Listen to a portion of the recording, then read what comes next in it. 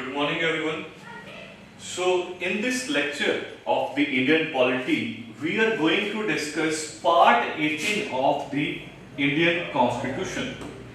Part 18 of the Indian Constitution has articles from Article 352 to Article 360 of the Indian Constitution. Now, one by one, we will discuss each and every article and what is given in these articles and the judgments given by various courts, especially the Supreme Court, with regard to emergency provisions. So, emergency can be divided into three parts. One is national emergency. National emergency, which is proclaimed under Article 352 of the Indian Constitution. Then the state's emergency or president's rule. It is proclaimed under Article 356 of the Indian Constitution. The third is the financial emergency. Financial emergency is proclaimed under Article 360 of the Indian Constitution. Right? So, now the emergency, the national emergency, it can further divided into two types, that is internal emergency and external emergency. Internal emergency is the emergency when the ground is armed rebellion. When the ground is armed rebellion. And external emergency, when we call, that is when the national emergency is imposed on the ground of war or external aggression. When, for example, when a country is waged in a war, or when the aggression is going on, especially from the external side. Right? See, now very important thing here is to understand that this word was later on added by 42nd Constitutional Amendment Act 1978. Armed rebellion word was not there in the original part 18 of the Indian Constitution. The word given was internal disturbance. Internal disturbance, but this word was replaced by the Janta government under Morarji Desai, because this word was very vague in nature. It was not very specific, but they replaced it with the armed rebellion. When a group of people they rebel, and that too with arms, then only the national emergency can be imposed on this ground. Otherwise, two grounds are there, that is war and external aggression. So, in total, three grounds are there: armed rebellion, war, and external aggression. Armed rebellion word was replaced with the word internal disturbance. Right? So, this is very important, because when we will understand Article 358, then this thing will have the significance over there. Now see, how the emergency can be proclaimed. See, when President is of the opinion that danger or threat is there, or even the imminent threat or danger is there. Imminent means the threat is approaching, or there might be apprehension is there. Apprehension is there that some threat is there or some threat is approaching, then President, on the advice of the cabinet, President, on the advice of the cabinet, can proclaim the state of emergency. Right? So, cabinet here means Prime Minister plus ministers of cabinet rank. Ministers of cabinet rank. Right? But this provision was also added by 44th Constitutional Amendment Act 1978. Earlier, this thing was not explicitly mentioned in the Indian Constitution. The thing was that only PM could recommend the President for the proclamation of emergency, and this already happened during the 1970s when Indira Gandhi requested the President, and who was the President then? Fakhruddin Ali Ahmed, right? Fakhruddin Ali Ahmed was the President, and when Indira Gandhi requested Mr. President, the Fakhruddin Ahmed ji, and he immediately accepted and proclaimed the national emergency on the ground of internal disturbance. And later on, the cabinet ministers were informed that we have proclaimed the emergency, or you are under the emergency, to save this, to have another safeguard. Then the Janta government added this, that President of India will proclaim the emergency only when the written orders are there. The written orders are there from the cabinet presided by the Prime Minister of India. Then only the President of India will proclaim the national emergency. So see, the emergency was imposed in the month of June. So what were the reasons given by Indira Gandhi that why she was imposing the emergency? Now see, I already told you two type of emergencies are there. One is external and one is internal. Internal emergency, which is imposed on the ground of internal disturbance. This was the ground earlier, but now it has been replaced by armed rebellion. Earlier it was the ground, right? But external emergency, that is imposed on the external ground, it is war or external aggression. War or external aggression.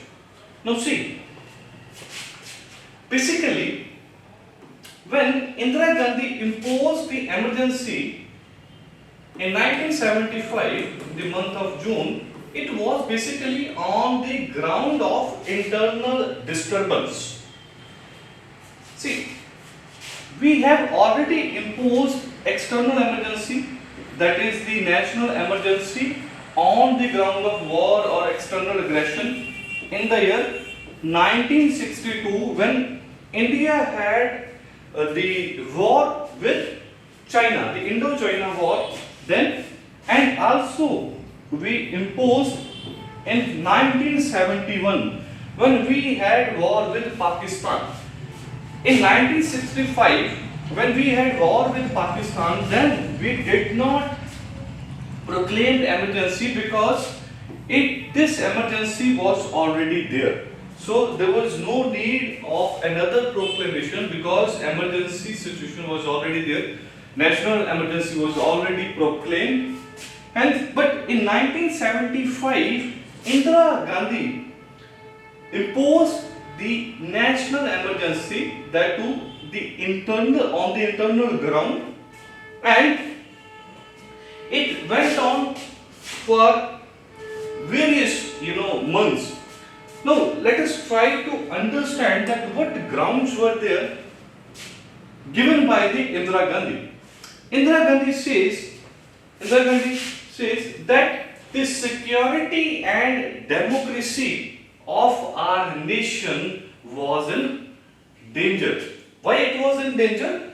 She said due to the movement launched by the Jayaprakash Narayan. It was also known as JP movement or Bihar movement.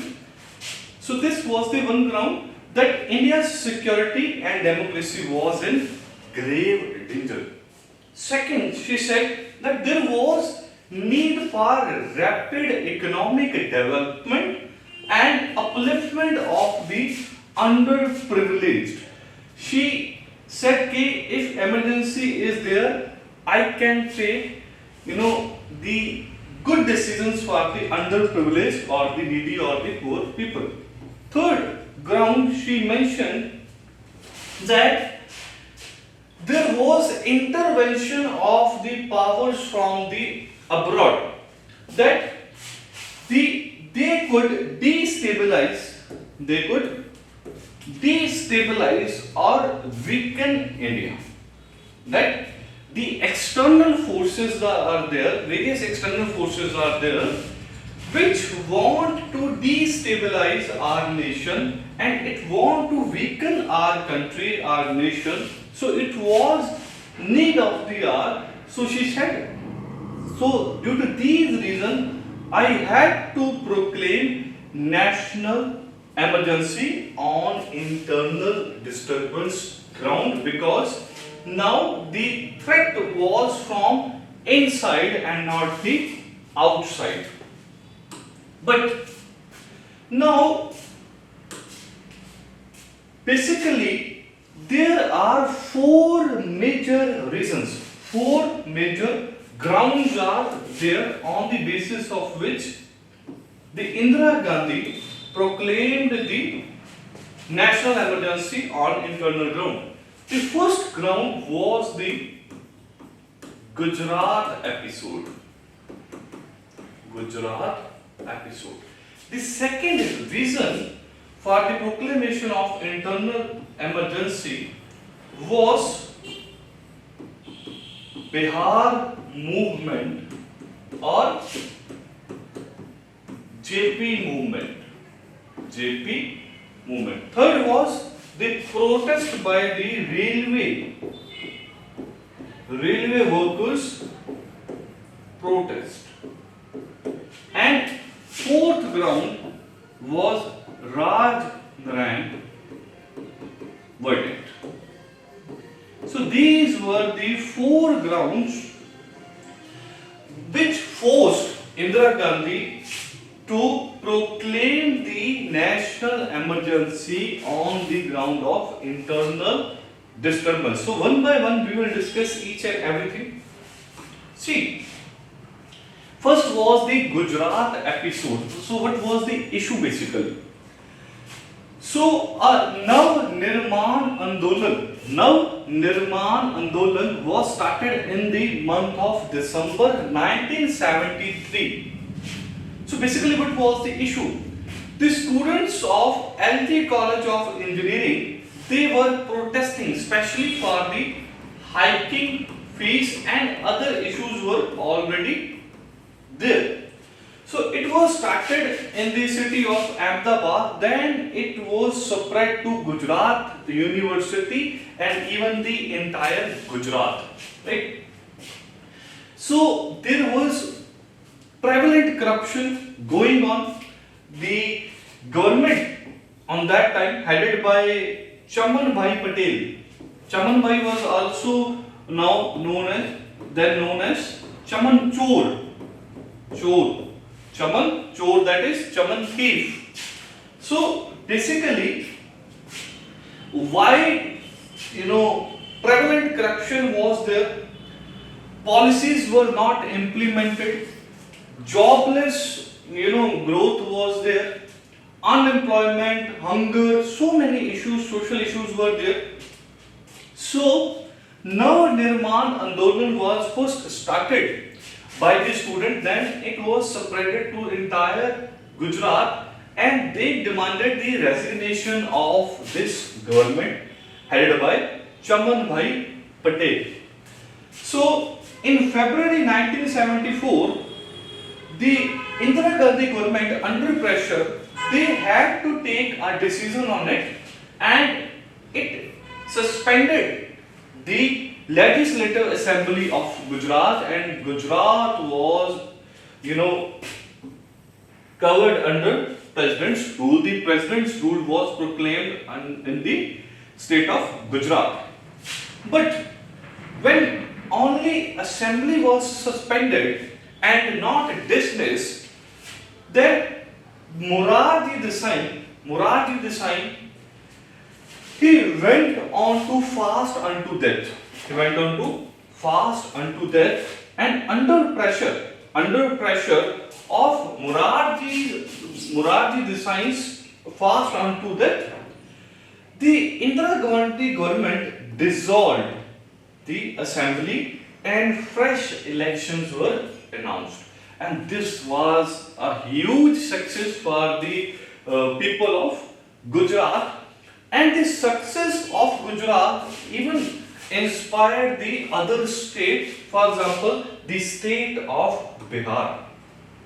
So, what had happened? In the month of March 1974, student protest was there, and basically it was inspired by the success of Gujarat. So, student protest was there for various reasons, but it gained the boost when Jai Prakash Narayan ji joined it. See, Jai Prakash Narayan was the Indian freedom fighter. He was a freedom fighter known for his selfless service. So when he joined it, this movement, which was known as Bihar movement, it got the required boost, and later on this was known as the Jai Prakash Narayan movement or the JP movement, right? So even not just the students, even the ex-MLAs, ex-ministers, workers, laborers, all sort of people, they joined, and huge movement was there, especially in the Patna and even in the adjoining states. So basically this was also a reason, as pointed out by Indira Gandhi, that Jai Prakash Narayan movement was also responsible for the imposition of the emergency. Third was the railway strike, right? This railway strike was there under the command of George Fernandez, who was a socialist leader, and this was started in the month of May 1974, and it went on for about 3 weeks. This led to the halt of goods and services, and government was forced, right, to take some measures, because 10 lakh people joined this protest, and it was a huge setback for the economy and for the government. And government, used its heavy hand on the protesters. So this was the third ground, and the final and the most important ground was the Raj Narayan verdict. Who was Raj Narayan? He was a socialist leader who lost to Indira Gandhi in the Raebareli constituency. He was on the opposition side, but he lost in the parliamentary election in the year 1971. But later on, he filed a petition in the Allahabad High Court.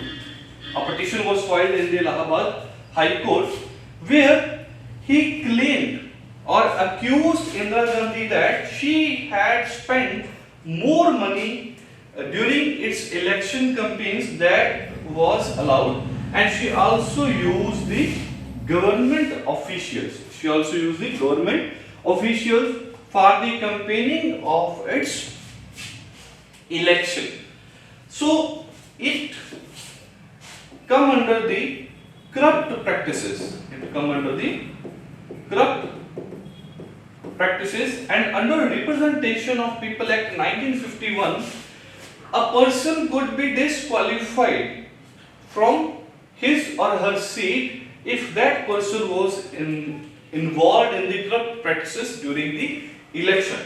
So on this ground and Representation of People Act, Justice Sinha, who read out the judgment in Allahabad High Court, they declared the election of Indira Gandhi as null and void.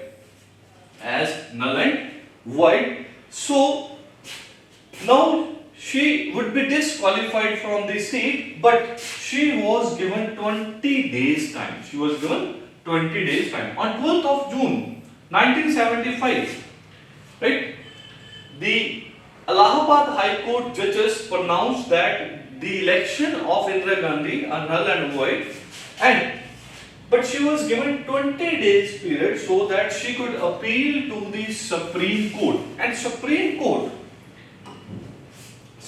Court put conditional stay on the High Court order. She was allowed to enter in the premises of the Parliament. She could sit over there, but she was not allowed to vote in the Parliament. And Indira Gandhi was sort of now very furious. She was almost know that she could be disqualified. So what Indira Gandhi did, she wrote a letter to President, who was President Fakhruddin Ali Ahmed. Fakhruddin Ali Ahmed. She requested for the declaration of the emergency. She said, she wrote in the letter itself that information has reached us that indicate imminent danger, that danger is approaching, imminent danger to the security of India, where the grounds are internal as well. So on 24th of June, Supreme Court put conditional stay, but very next day, on 20th of June 1975, the ordinance was drafted declaring a state of national emergency, and President signed it immediately. Here, Prime Minister did not consult its cabinet or the Council of Ministers, and when it was sent to the President signed it immediately, and later on the cabinet ministers or the whole Council of Ministers were informed, and on 26th June 1975, Indira Gandhi announced it on the All India Radio, and the press was censored. Every time. Major leaders, the big leaders, for example, Jayaprakash, Morarji Desai, so many other leaders, they were arrested and jailed for around 2-3 days. No electricity was there, right? It was under pre-planned strategy.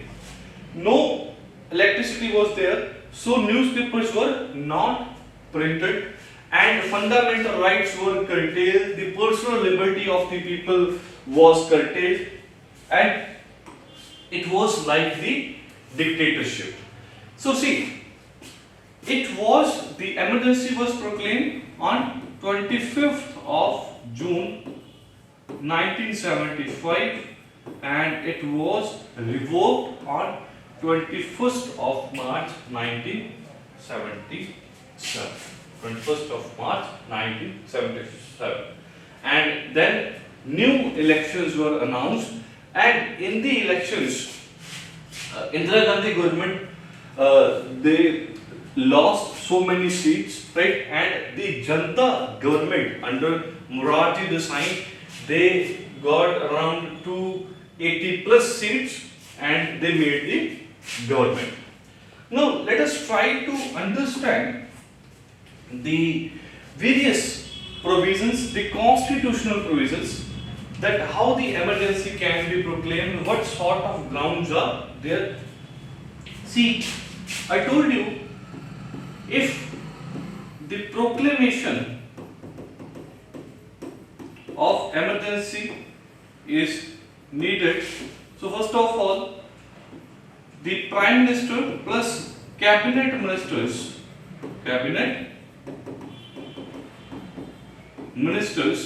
they will give in written to President, and then President can proclaim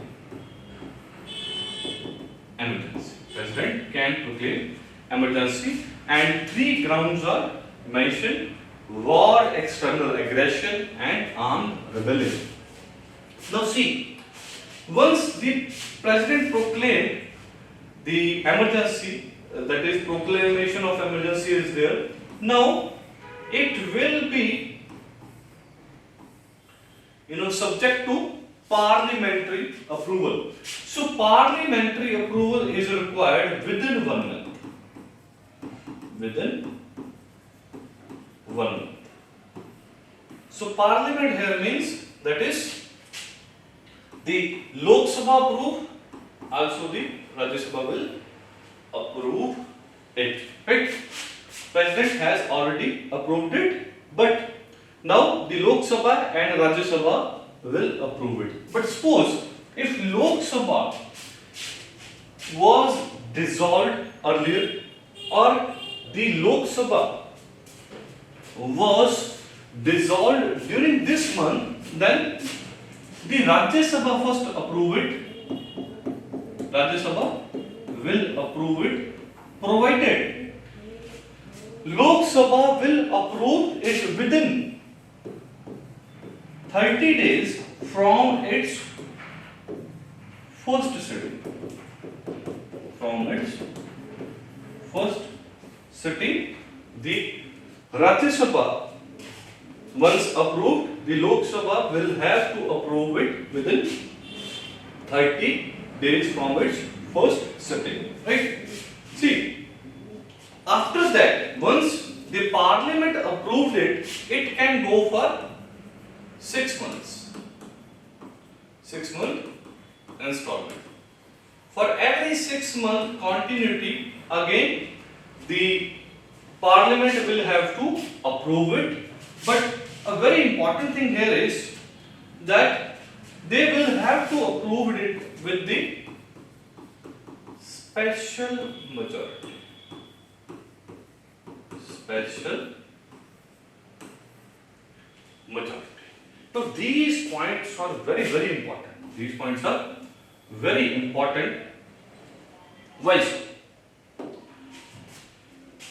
Now see, when the emergency was proclaimed,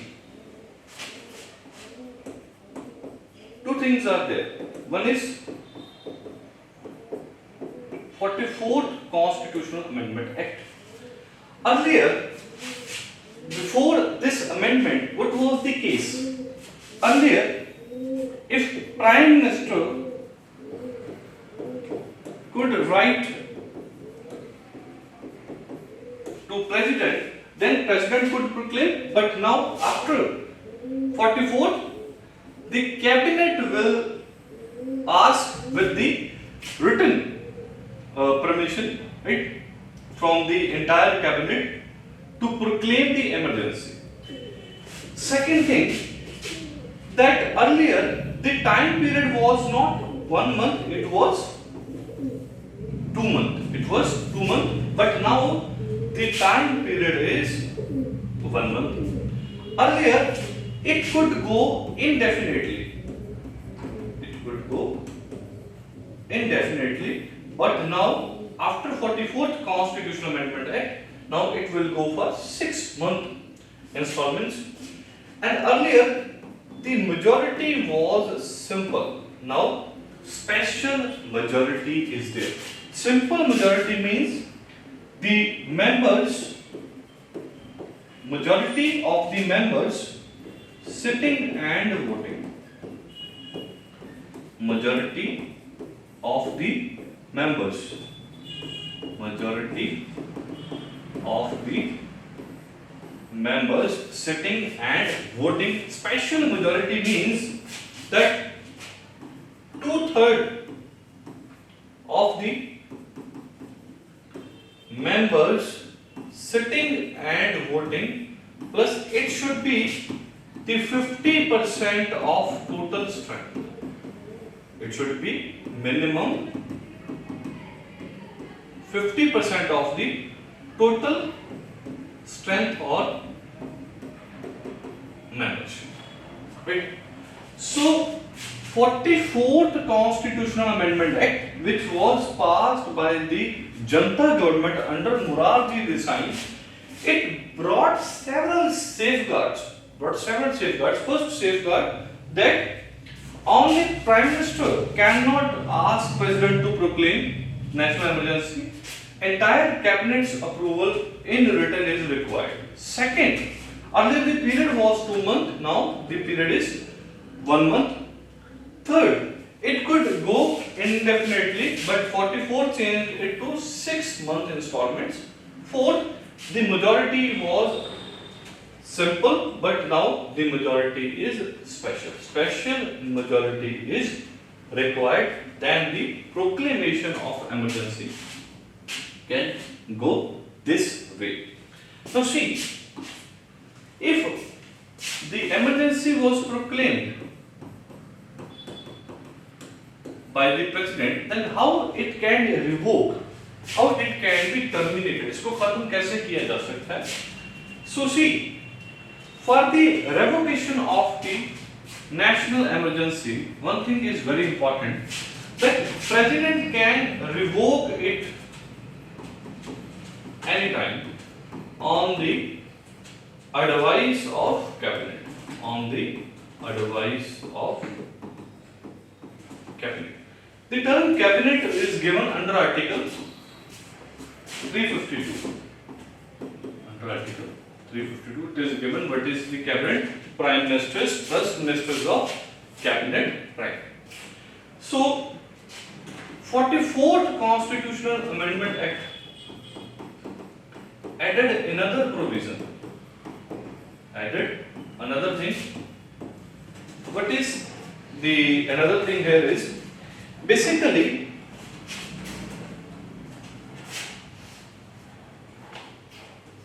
Basically, 44th Constitutional Amendment Act 1978, it added that even the Lok Sabha can revoke it.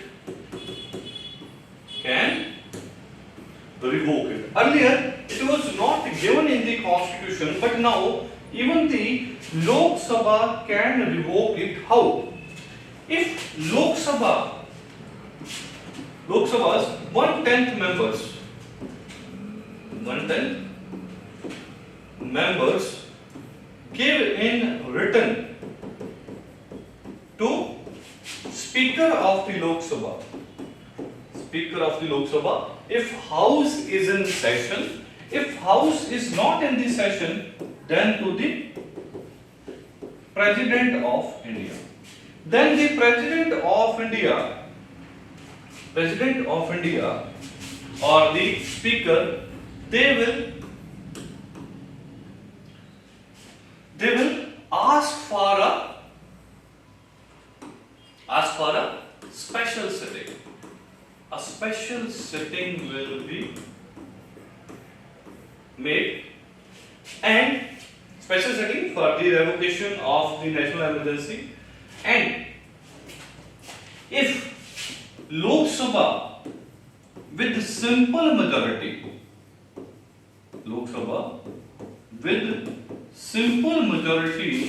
approve the revocation of national emergency, then President will have to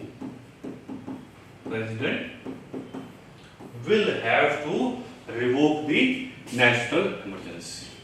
Will have to revoke the national emergency. So see, very important thing here is that earlier Lok Sabha had no power earlier in the case of revocation of the national emergency. It was basically on the advice of cabinet that president could revoke the national emergency. But now Lok Sabha also have the power, and now the majority requirement is not of special majority, but simple majority is required. But one very important point here is to understand or to remember is, now Rajya Sabha do not have the power in the case of revocation of the national emergency.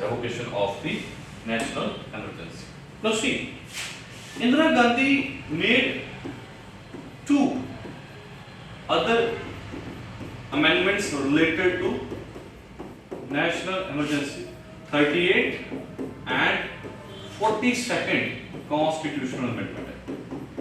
42nd Constitutional Amendment Act is also known as the Indira Constitution or Mini Constitution, because so many changes were done here.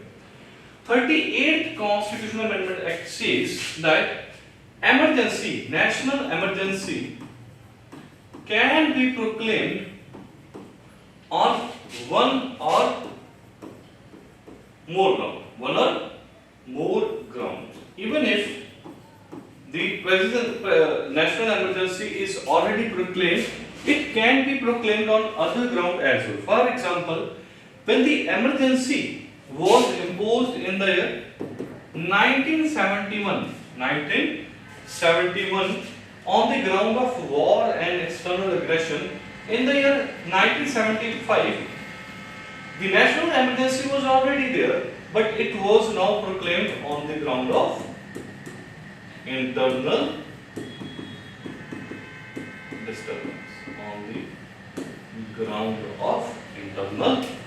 disturbance. Right? So this is the one thing. So 42nd Constitutional Amendment Act, it says the national emergency can be proclaimed in whole of India or part of India, right? And its effect, for example, if national emergency is proclaimed in one state, even then the union will have the powers in other areas as well, even though in that area emergency was not proclaimed. This provision was added by the 42nd Constitutional Amendment Act. But Supreme Court said that even in the Keshwanand Bharati judgment, in the 1973, 13 judges were there. In the 1973 Keshwanand Bharati judgment, Supreme Court held that judicial review is the part of basic structure of the Indian Constitution, that you cannot take away the judicial review because it is the part of the basic structure of our Constitution. But Indira Gandhi in 1975 by 38th Constitutional Amendment Act says the judicial review will not apply to emergency. But this provision was later on deleted by 44th Constitutional Amendment Act 1978. a very important thing here is even the Supreme Court in Minerva Bill case, Minerva Mills case, held that the emergency is subject to the judicial review, that judiciary can review it on the ground of malified intention, that is, if it was proclaimed in the bad faith or irrelevant material, or it was proclaimed on extraneous ground. Extraneous ground means that if emergency was not required,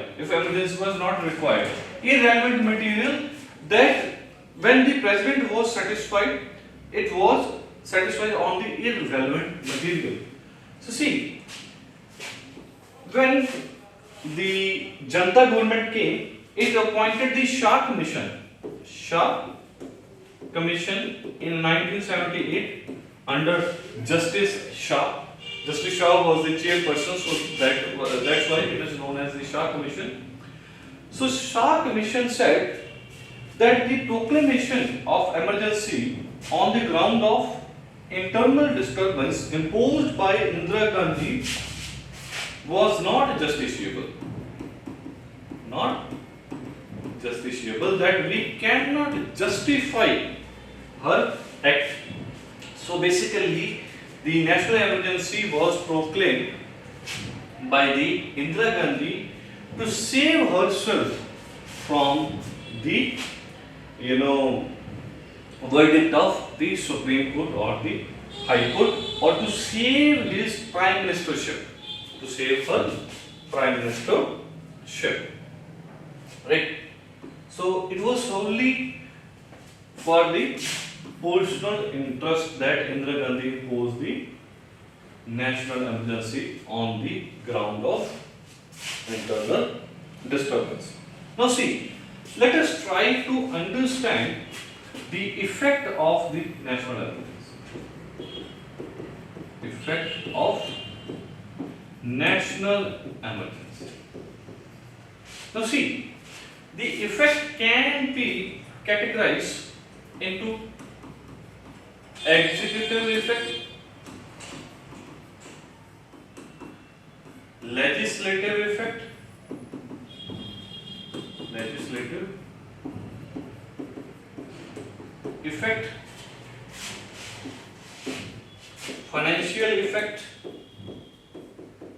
financial effect, and effect on fundamental rights. Effect on fundamental rights. Now see, very important thing here is emergency provision or part 18 of the Indian Constitution is a very unique feature of Indian Constitution. Why? Because it converts our federal system to unitary system. It converts our federal system into the unitary system. How? Federal system means the powers are being shared between the union and states on the other hand. One side union is there and one side states are there, and powers are being shared. And these powers are shared in India as per the provisions of Schedule 7. Schedule 7 of the Indian Constitution. Schedule 7 include three lists: the union list, state list, and the concurrent list. Union list, state list, and the concurrent list. On a union list, only union legislature can make the laws, that is parliament can make the law. On state list, states legislatures can make the law. On concurrent, both union and state can make the laws. But now, when national emergency is proclaimed under Article 352 of the Indian Constitution, Article 353, Clause A says that now Union can issue directions. Union can issue directions to the state that how the states will be working now. In simple sense, that CM and its Council of Ministers and they are suspended. They are suspended, and now they will not take decisions. The decisions will be taken by the Union Council of Ministers headed by the Prime Ministers, or the Union Cabinet will take the decisions. So now the state government do not have the power to take the decision, and now the power goes to the Union government. They will take the decisions. Now see, under normal circumstances, what happens is the state government make the laws on the state list, that is the state legislature, I would say. The state legislature make laws on the state list. But Article 353 Clause B says, Article 353 Clause B says that during the proclamation of the national emergency,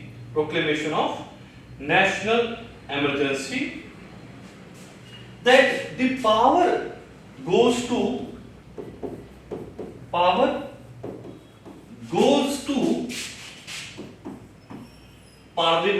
to make laws on the state. See, actually, it is Article 250 of the Indian Constitution which says when national emergency is proclaimed under Article 352, when national emergency is proclaimed under Article 252, I would say 352 of the Indian Constitution, then the Union legislature, that is Parliament, can make laws on the state list as well.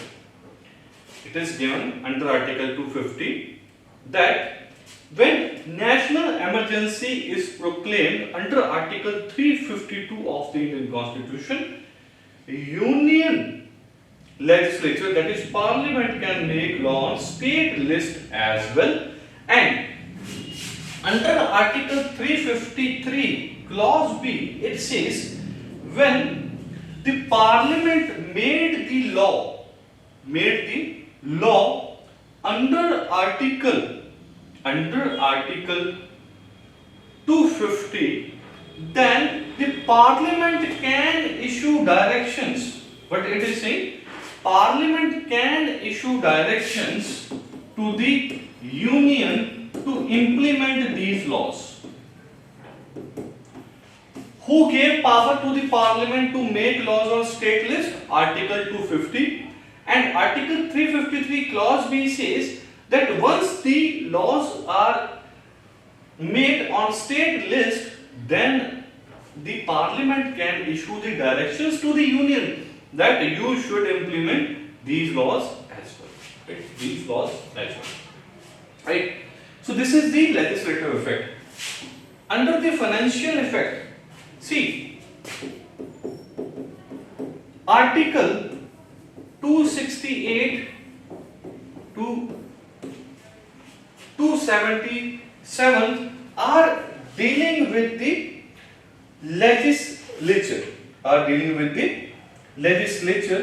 would say the financial matters, and it empower is 279. Article 268 to 279 are dealing with the financial matters, and it is basically given under Article 354 of the Indian Constitution. Article 354 of the Indian Constitution, that the Union can now have the control on financial matters as well. See, Constitution has given for the distribution of revenue. Distribution of revenue of the funds. But now this distribution is guided by Article 268 to 279. Now these provisions can be altered or changed during the national emergency. Now let us try to understand the effect of national emergency. Effect of national emergency on fundamental rights. Effect of national emergency on fundamental rights. See, the effect is of twofold and is guided by Article 358 and Article 359 of the Indian Constitution. Article 358 says, once the national emergency is proclaimed, the Article 19, that is the rights under Article 19, for example, the freedom of speech and expression along with the other fundamental rights under Article 19, right? It will go automatically. Go automatically. And once it was revoked, it come back automatically.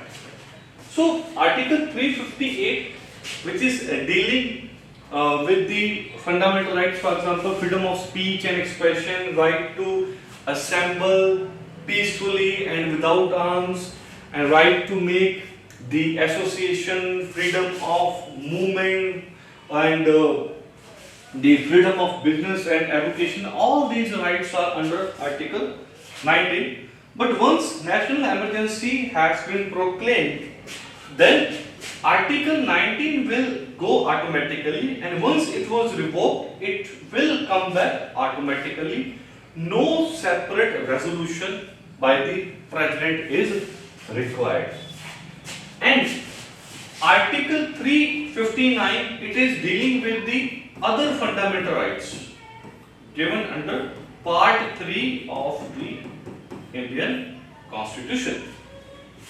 Now see, basically what it says, if President want to suspend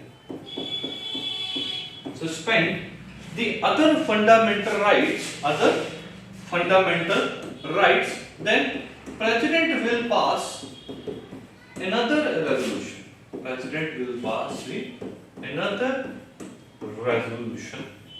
Another resolution, and it can now suspend the other fundamental rights as well. What is the meaning of suspension? The meaning of suspension here is that the rights become alive. The rights will not dead.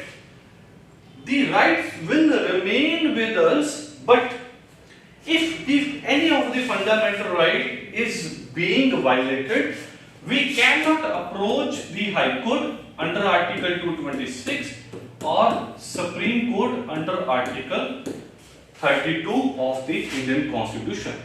These rights will remain with us, but we cannot approach the court to reinforce or to enforce the fundamental rights. In the normal circumstances, when the national emergency is not there, if any of our fundamental right is violated, we can approach the High Court under Article 226 and under Article 32 for the Supreme Court. But during the national emergency, we cannot approach the courts for the enforcement of our fundamental right. But very important thing here is, here also the Janta government did a wonderful work with the 44th Constitutional Amendment Act, 1978. With respect to this provisions, the Janta government says that Article 19 will go automatically or back automatically only when the emergency is proclaimed on the ground of war or external aggression, and not in the case of armed rebellion, and not in the case of armed rebellion. Hence, the emergency, when emergency is external, then only Article 19 will go away, and not in the case of internal emergency. In the case of internal emergency, Article 19 will remain with us. With respect to this, Article 359, they said that, what they said? That President can suspend any of the fundamental right for the enforcement or right, they can suspend any of the fundamental right except Article 20 and Article 21 of the Indian Constitution. So see, Article 21 is right to life and personal liberty.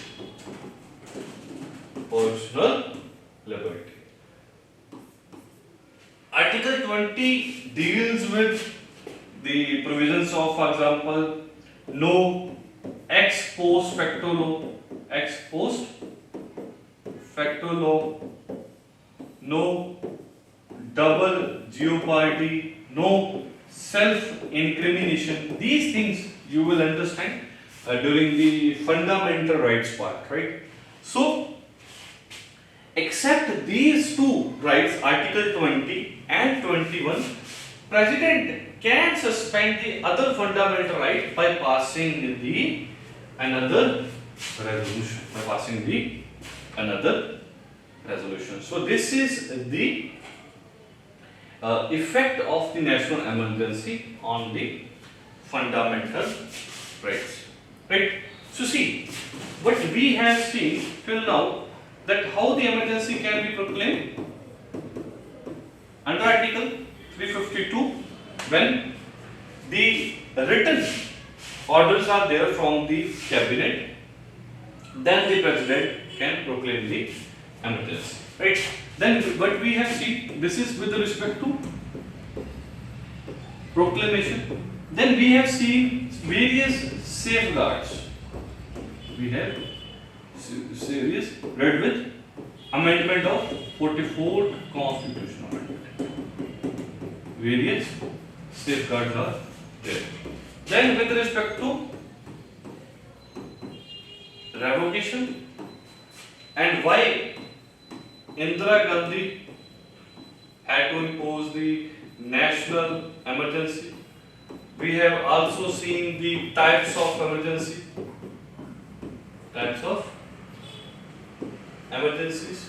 and the effect of the national emergency. Right? And in the effect, what we have seen, the executive effect, legislative effect, effect on fundamental rights and financial matters. Emergency, it can be external or internal in case of national emergency. Other are president's rule and financial emergency. Okay. I told you 4 reasons in this regard. In the case of revocation, I told you president has the power as well as the Lok Sabha has the power.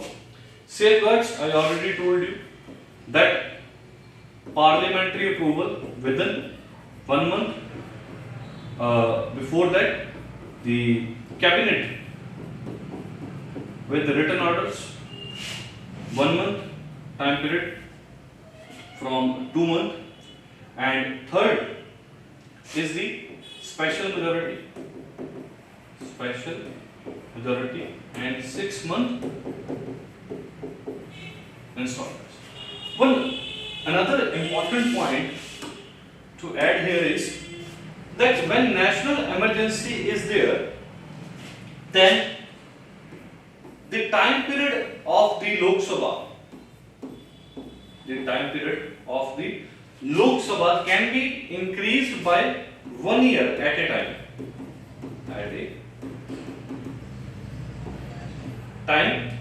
By the parliament with simple